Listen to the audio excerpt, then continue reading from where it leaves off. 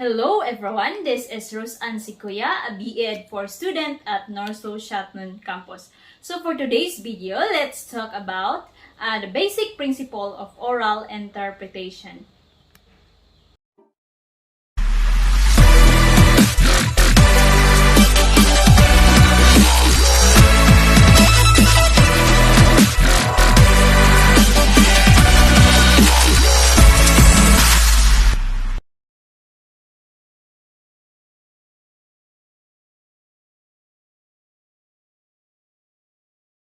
So now, what is oral interpretation?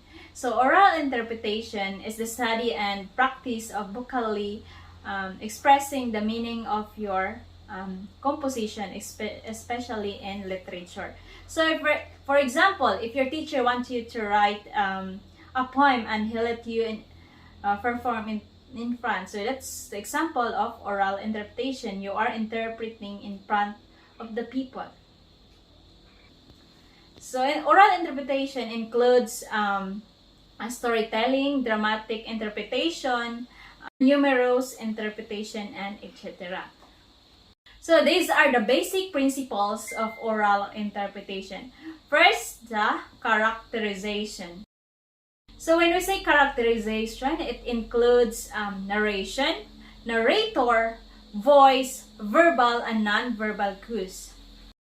So, when we say narration, this is the part of your selection which tells the story. So, refers to the way that the story is told. And narrator is most important character. So, they are the one who tells you what is happening in the book or in a story or in a film. So, sometimes they are involved in the story. So what's the difference between a narration and narrator? Narration, it refers to the way that a story is told, and narrator, they are the one who tells the story. Next is a voice. So use variety of voice by changing pitch, volume, speed, and pause for effect.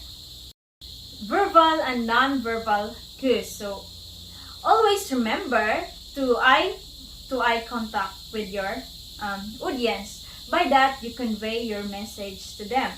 So other non-verbal cues is your facial expression, posture, and gestures. So gestures is a movement of your hand or arm which conveys feelings or emphasis. Now let's proceed to the setting the mood. So there are four parts of setting the mood. First, mood. Second, poise. Third, involvement. And fourth is the imagery. Mood is the state of mind or feeling you are trying to create with your scene. So for example, anxious, calm, cheerful, and lonely. Next is the poise. So it refers to an attitude of composure, confidence, and self-possession. Next is the involvement. So be mentally and emotionally involved when presenting your selection. Next is the imagery. So imagine and feel what your selection causes the audience to imagine and feel. So there are two types of imagery. First, the physical imagery. It includes the five senses. So the five senses is the touch, taste, smell, and sound, and sight. Next is the emotional imagery. So it's sensing the emotion the characters need to feel. And lastly is finding good material. Is it necessary to find good materials? Of course. First, you need to look for a story, a strong short story. So you can find sources in print, media, or your own creative writing. So print, example of print sources like books, novel, and etc. Next is the media. So one of the easiest way to find good material is in media. You can search anywhere, you can find anywhere, anytime. Just make sure it's reliable. Next is your own creative writing.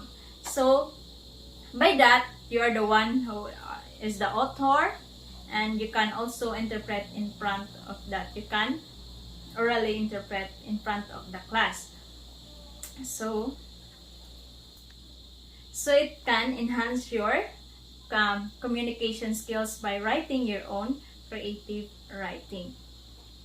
Now, this is the last part. So the types of oral interpretation. As you can see in my first video, I say that there are types of oral interpretation, which is the storytelling, dramatic interpretation, humorous interpretation, and poetry.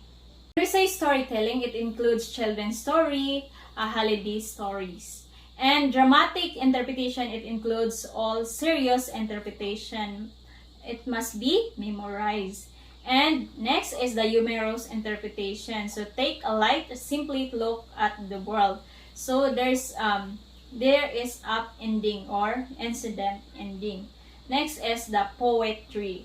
So you should memorize your poetry, and you should also ad lib. And that's all. Thank you for listening.